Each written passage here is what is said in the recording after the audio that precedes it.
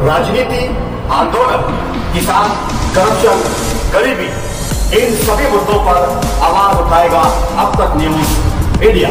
सत्ता के आगे जब भी सवाल कमजोर पड़ने लग जाए तो सवाल उठाने पड़ते हैं। बोल के लफ्ज आजाद है तेरे, बोल के सच जिंदा है।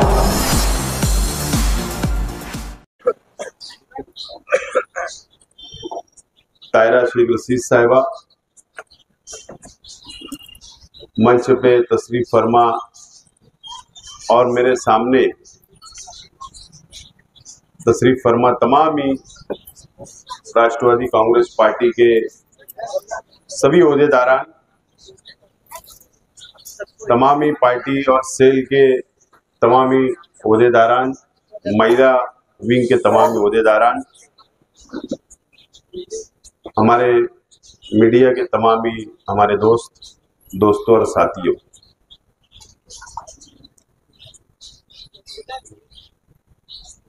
आज हम यहाँ पर फैसला लेने के लिए जमा हुए। पार्लियामेंट का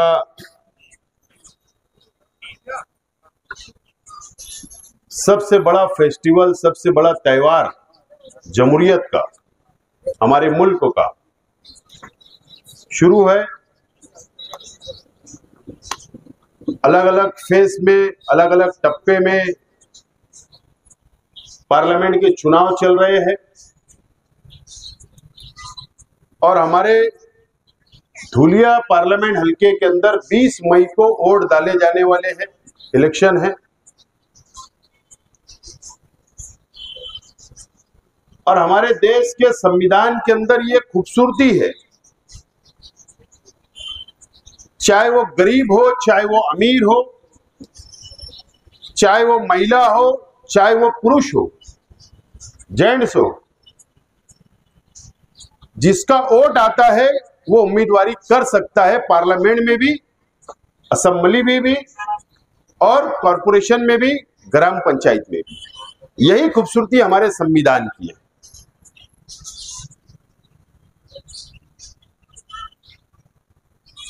हमारा अपना हलका, मैं खास तौर पर आज थोड़ी सी तफसील बात करना चाहता हूं और हमारे तमाम मीडिया के साथी मेरी बात को हमारे शहर की आवाम तक पहुंचाने की कोशिश करें, ये मैं अपील करता हूं।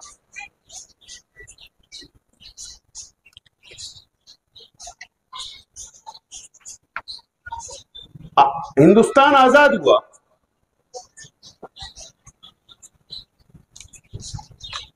आजादी के बाद हमारा पार्लियामेंट हलका रिजर्वेशन रहा, एसटी रहा। पहले 2 इलेक्शन जर्नल रहे, याना जादव साहब और माधवराव जादव साहब। आजादी के बाद 2 जर्नल खासदार इस मालेगांव हलके से चुनकर पार्लियामेंट के अंदर गए। उसके बाद यह हलका, हमारा शहर जिधर गया, फिर वो एसटी कैटेगरी के अंदर चले गए, रिजर्वेशन चले गए, जो आदिवासी भाई चुनकर जाता रहा। कभी झांगरू मांगरू कांदोड़े और कभी हरिशंकर माहले, ये 2 लोग ही चुनकर जाया करते रहे, कभी कांग्रेस से, कभी जनता दल से। उसके बाद हरिश्चंद्र चौहान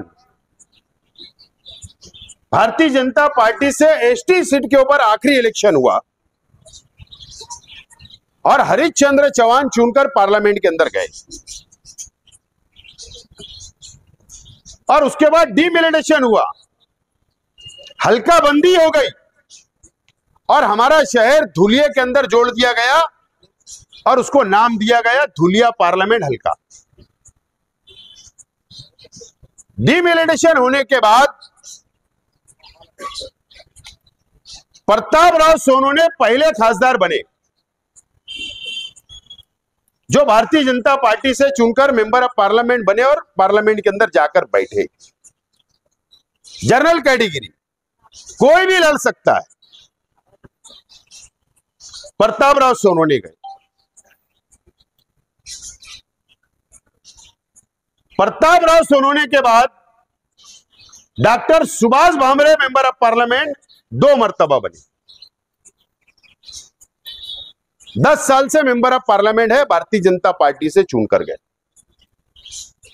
जनरल कैटेगरी है। और इस 2024 का चुनाव चल रहा है। ये 2024 का चुनाव पूरी दुनिया के अंदर हर मुमालिक नजर लगाया हुआ बैठा है कि हिंदुस्तान के अंदर आवाम क्या फैसला करती है। एक तरफ इंडिया गाड़ी है, दूसरी तरफ इंडिया गाड़ी है, चुनाव चल रहे हैं। और डिमिलिटेशन जब हल्का बंदी होती है, अभी हमारे एक साथी ने कहा कि 370 भाजपा की पीवर सीट लाने की कोशिश की जा रही है, लेकिन इशारा कश्मीर की तरफ है, इशारा कश्मीर की तरफ है। वहां पर 370 कलम थी, वो हटा दी गई, उस तरफ इशारा किया गया है। कश्मीर को अलग अलग हिस्सों में भी तकसीम किया गया, रियासत बनाई गई, लद्दाख और जम्मू कश्मीर।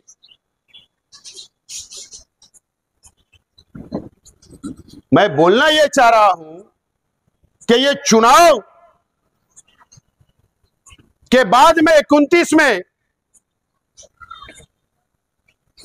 शायद नए पार्लियामेंट के हलके बने, नए डिमिलिटेशन हो गए, और हो सकता है कि जिस तरीके से कश्मीर को तोड़ा गया, हो सकता है कि धुलिया और मालेगांव को भी डिमिलिटेशन के अंदर तोड़ दिया जाएगा।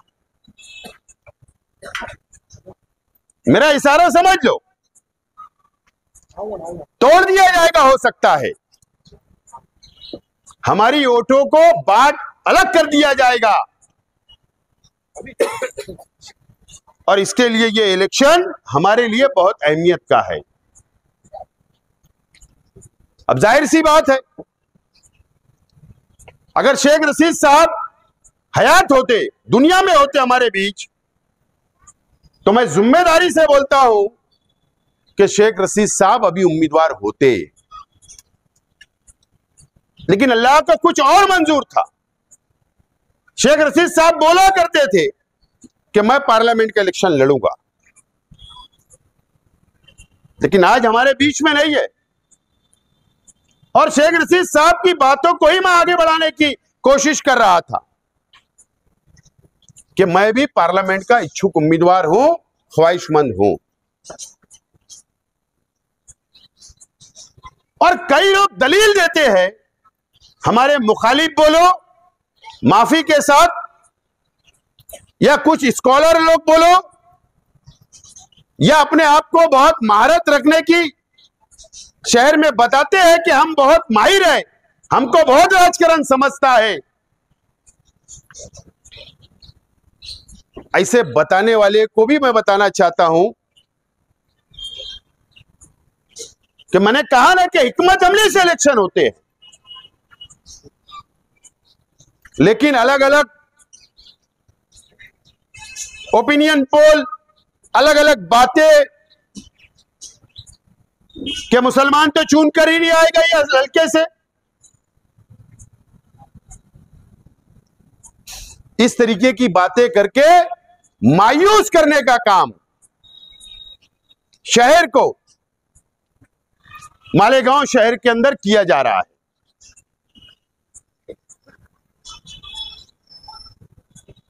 किसके लिए किया जा रहा है? अपने जाति मुफाद के लिए किया जा रहा है, कौम के लिए नहीं, अपने खुद के जाति मुफाद के लिए किया जा रहा है। मैं आज तुमको गणित बता देता हूं, 5.5 लाख पुलिस डिपार्टमेंट से मेरी रिक्वेस्ट है कि ये हमारा पार्टी कार्यालय है। हमको समझता है आचार संहिता, इलेक्शन है, पार्टी कार्यालय के ऊपर कोई परमिशन नहीं लगता। अगर जब हम रोड के ऊपर जलसा वगैरह ले गए तो जब ये कोई प्रचार सभा नहीं है, ये प्रचार सभा नहीं है, कोई कैंडिडेट के लिए वोट नहीं मांगी जा रही है, ये हमारे एक पक्ष के कार्यकर्ताओं की बैठक है।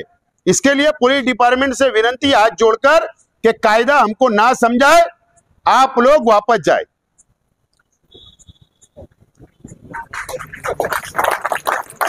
ये पार्टी की पक्ष की बैठक है। महाराष्ट्र के मुख्यमंत्री, उप मुख्यमंत्री रात को 2 बजे तक बैठक लेते, हमको समझता है। यहां पर हमको कायदा उदा पुलिस ना बताए। और अभी मैंने कोई नॉमिनेशन नहीं किया जो मेरे पे आचार संहिता भंग होगी। दोस्तों और साथियों,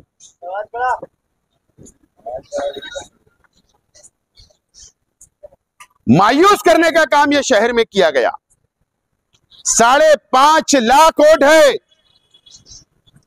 मालेगांव शहर के अंदर, धुलिया हल्के के अंदर 5.5 लाख तकरीबन मुस्लिम समाज की वोट है।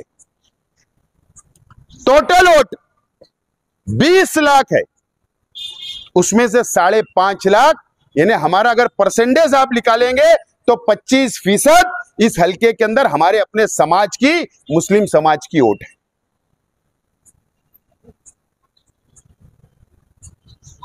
मराठा भाइयों की 7.5 लाख वोट है। 2 नंबर पे हम हैं।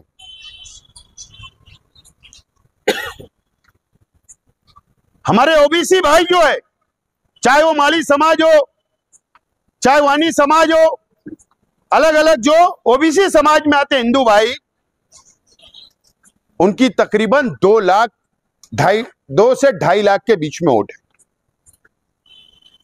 आदिवासी समाज, उनकी भी वोट तकरीबन 2-2.5 लाख वोट है। फिर दलित समाज तकरीबन 1.5 से 1.25-2 लाख वोट है। उसके बाद छोटे छोटे कास्ट मिलाकर ऐसे कुल वोट 20 लाख है इस हल्के के अंदर। और अगर उम्मीदवारी की ख्वाहिश अगर मैंने जाहिर किया तो हवा में नहीं, और सिर्फ मुस्लिम वोट के भरोसे नहीं, बल्कि सिर्फ शेख रशीद साहब की वजह से, शेख रशीद साहब ने जो अपने सियासी कैरियर बनाया, जो हर समाज, हर धर्म को शेख रशीद साहब लेकर चले, उस वजह से मैंने कहा कि हमारे परिवार से अगर मैं उम्मीदवार रहूंगा तो हिंदू भाई भी वोट देने के लिए बिल्कुल एक पैर पर तैयार है। मुझको उन्होंने आके एकदम साफ तौर पर कहा कि बोले हम कोई भी पार्टी में रहेंगे, लेकिन अगर आप खड़े रहेंगे तो हम आपके साथ खड़े रहेंगे। और इसी तरीके से दलित भाइयों ने भी कहा, और हर समाज के लोगों ने, हिंदू भाइयों ने कहा कि आप लड़िए। और नहीं तो मुझे बताइए आपके कौन ऐसा उम्मीदवार है जो चुनकर आ सकता है। और आप ये तो सोचिए कि 19 के अंदर जो असेंबली का चुनाव हुआ, अगर एक प्लेटफार्म पर सब आ जाते, तमाम ही सियासी पार्टी के लोग, तमाम ही हमारी दीनी तंजीमें, समाजी तंजीमें अगर एक प्लेटफार्म पर आ जाते तो आपने देखा कि असेंबली के अंदर मैं उम्मीदवार था, हमारे मध्य मुकाबले मुफ्ती इस्माइल साहब थे। इनकी अगर टोटल वोट जो पड़ी थी वो 2,10,000 पड़ी थी। कितनी पड़ी थी? 2,10,000 वोट पड़ी थी सिर्फ और सेंट्रल असेंबली हल्का।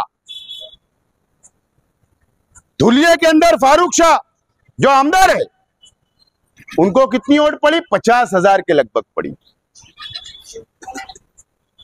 कितनी? 50,000 के लगभग। 2,60,70,000 हो गई। और अलग अलग जो उम्मीदवार थे धुलिया के अंदर, जो हिंदू भाई जो उम्मीदवार थे, उन्होंने मुसलमान वोट लिया। कुछ अलग अलग वोट जो बटी, ये मिलाएंगे तो असेंबली के अंदर, इस पार्लियामेंट हलके के अंदर मैं जिम्मेदारी से बोलता हूं कि 3 लाख 3.25 लाख वोट मुसलमानों ने दिया था, वो अलग अलग पार्टियों को दिया होगा, लेकिन वोट गिरी थी। आज 5 साल गुजर गए, 5 साल के बाद आज वोट बढ़ी है, नए नौजवानों की वोट बढ़ी है। और अगर सब एक प्लेटफार्मों पर रहते और अगर ताकत से हम लोग अगर वोट गिराने की कोशिश करते, तो मैं जिम्मेदारी से बोलता हूं कि 3.5 लाख वोट 5.5 में से हम गिरा सकते थे, लेकिन इस जानिब कोई सोचा ही नहीं, सिर्फ मायूस किया गया। और अगर दलित भाई वन साइड और अगर संविधान बचाने के लिए अगर हम एक जगह आते और हिंदू भाई और ओबीसी भाई, मराठा भाई अगर आते, तो मैं यकीन के साथ बोलता हूं कि खासदार शेख रशीद परिवार से इंशाल्लाह रहता था। जिम्मेदारी से बोल रहा हूं, 20 लाख वोट उम्मीदवार सिर्फ 2 ही लड़ेगी क्या? उनको ही अधिकार है। अरे अभी तो नॉमिनेशन शुरू नहीं हुआ, कल फॉर्म उठाए गए, परसों, अब कल से नॉमिनेशन होगा। कम से कम 25-50 उम्मीदवार रहेंगे। तो जरा हिकमत की तो बात किया करो, सोच के बात किया करो। टेबल के ऊपर पेपर के अंदर न्यूज छपवा देना, व्हाट्सएप के ऊपर सिर्फ लिख देना और मुसलमानों को और कौम को मायूस करना सिर्फ अपने जाति मुफाद के लिए।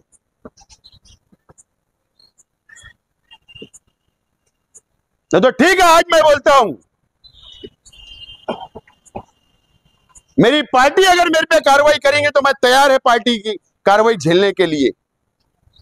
सब एक प्लेटफार्मों पर आ जाओ, एक प्लेटफार्मों पर आ जाओ। देता हूं मैं तुमको टाइम, जुमा तक नॉमिनेशन का है, देता हूं मैं टाइम,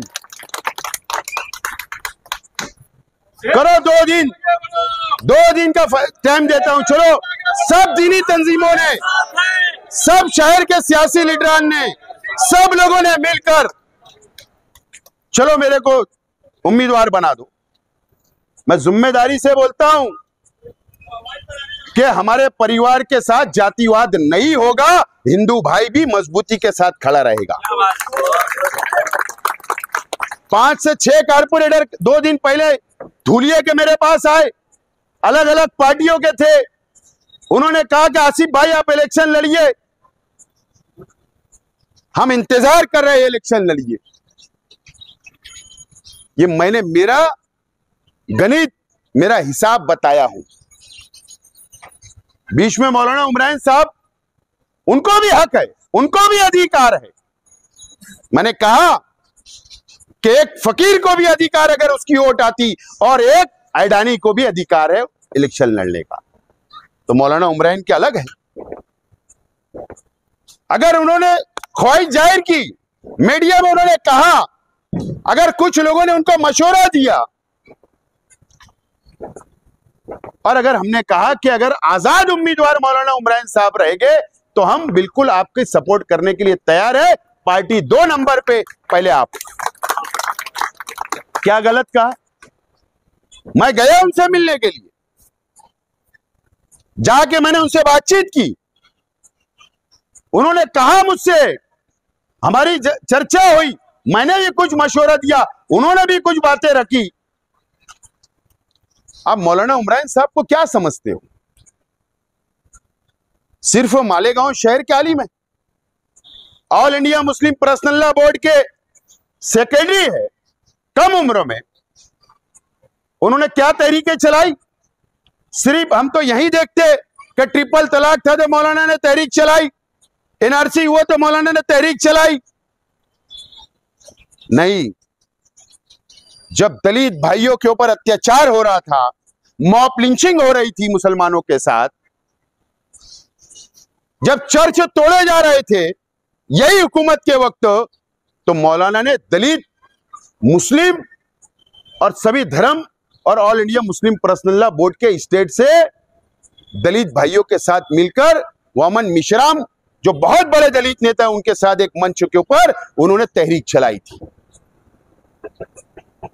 जाहिर सी बात है, वामन मिश्राम जो बड़े दलित नेता है, मौलाना के असर रसूख है, हो सकता है वंचित का कैंडिडेट वो विड्रॉल करवा लेते, वंचित की हिमायत ले लेते, ओबीसी नेता आते उनके लिए। उनके ऊपर तो कोई इल्जाम नहीं है हिंदू मुसलमान का, सिर्फ वो एक आलिम है, बस इतना ही है ना। तो क्यों हिंदू भाई वोट नहीं देते? उनके पास भी हिसाब बराबर था, अगर एक प्लेटफार्मों पे सब आ जाते, लेकिन उनको भी डराया गया, उनको भी नर्वस किया गया। अरे इलेक्शन में दो ही चीज होती है, या तो जीतते हैं या तो हारते हैं, हार जीत का खेल है। और अगर अल्लाह को जो मंजूर है, इज्जत और जिल्लत तो हमारा ईमान अल्लाह देता है, लेकिन उनको भी मायूस किया गया, उनको भी डराया गया, अलग अलग लोगों को भेजा गया, उनको डराने के लिए, दबाने के लिए। मैं बहुत ज्यादा तफसील में नहीं जाऊंगा, लेकिन अगर कोई नौजवान आलिम अगर खड़ा हो रहा है, और वो तो असेंबली लड़ने की थोड़ी बात कर रहे थे, अगर वो असेंबली में रहेंगे तो क्या मैं वापस हो जाऊंगा? नहीं, मैं तो असेंबली का कैंडिडेट भी हूं ना। अगर वो असेंबली की बात करते तो मैं बोलता था नहीं मौलाना, मैं तुम्हारे सामने, मेरी भी विचारधारा, मेरी भी पार्टी है, मेरी भी वोट बैंक है, मैं लड़ता था। लेकिन वो पार्लियामेंट की बात कर रहे थे, तो खौफ क्यों असेंबली का था, क्यों डर था, यह भी सवाल है। अरे पार्लियामेंट में भेजते, वहां पे कौम की नुमाइंदगी करते, शरीयत में जो मुदाखलत भारतीय जनता पार्टी कर रही उसको रोकने का काम करते, आवाज उठाने का काम करते।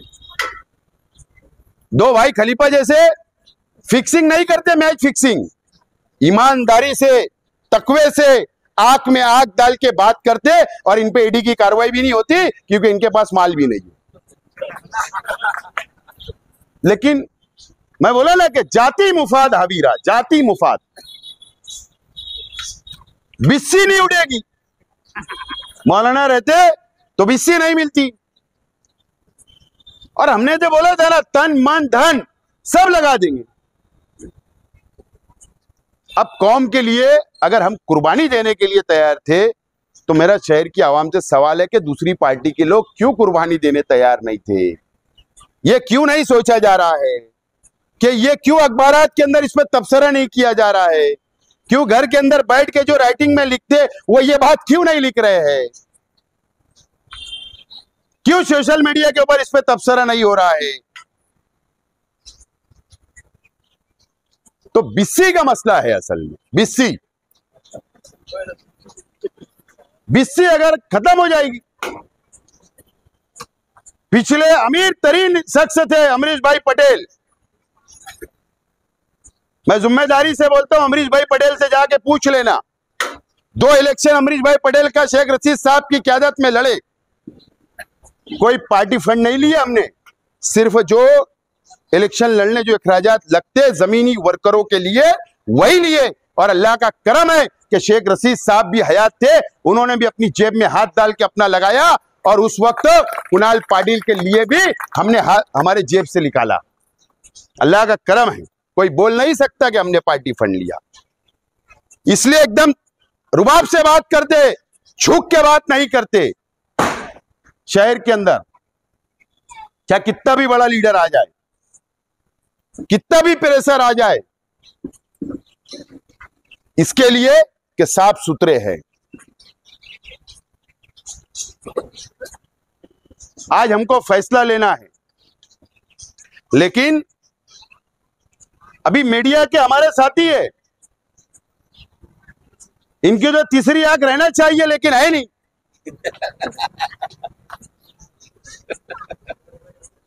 माफ से है, मजाक से बोल रहे तो बोलेंगे यार। कुछ तो भी खिचड़ी शहर में पक रही है। क्या बोल रहा हूं मैं? कुछ तो भी शहर में खिचड़ी पक रही है।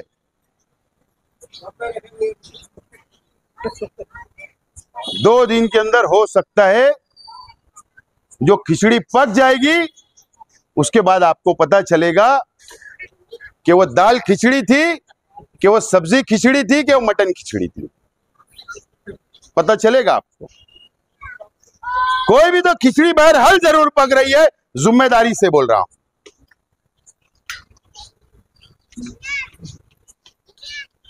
लेकिन हमारा ठीक है, ये सियासी शहर के अंदर मुझे जो तबसरा करना था, जो बात बोलनी थी, मैं तफसील बोल रहा हूं, गणित बता रहा हूं।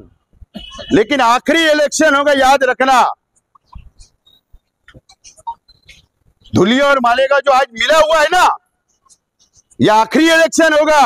और डिमिलिटेशन जब होगा तो धुलिया और मालेगा को तोड़ दिया जाएगा। यह जिम्मेदारी से बोल रहा हूं, मेरी बात को लिख कर रखना।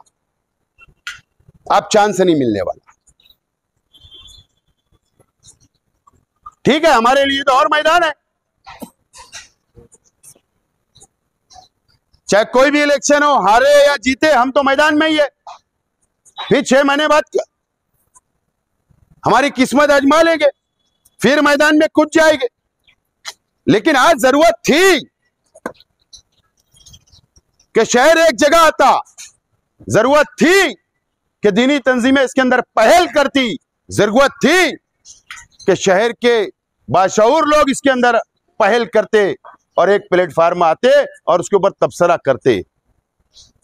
लेकिन मौसम और गिरना के पार तो अपन कभी सोचते ही नहीं, सब इधर ही सोच लेते, यहीं बैठ के तबसरे हो जाते। ऐसा नहीं है, हमारा नजरिया बदलना पड़ेगा।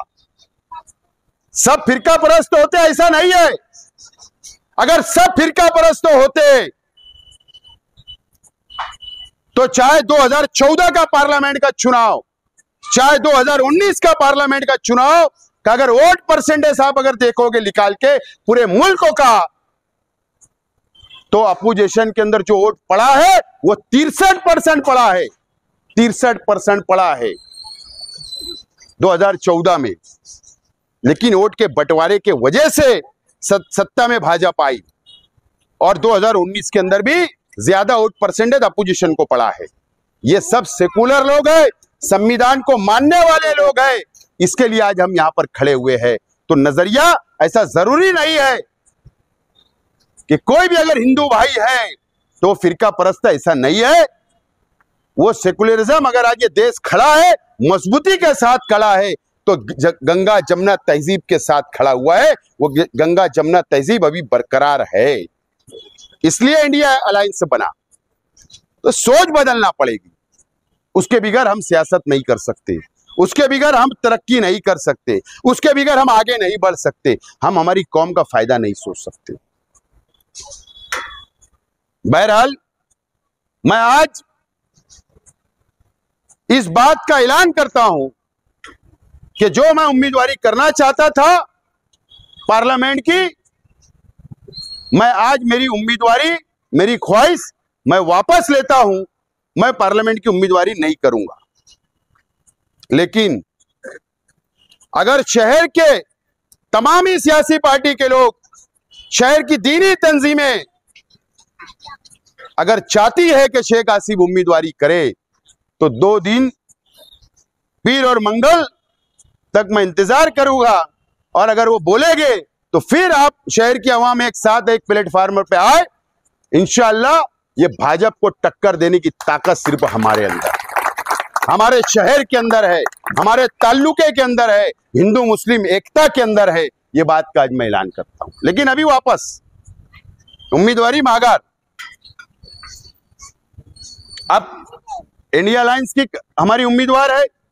आज हम इंडिया अलायंस में हूं, अगर मैं बंडखोरी करता तो मुझे हकाला जाता, निकाला जाता, कार्रवाई होती। अभी तो हूं ना,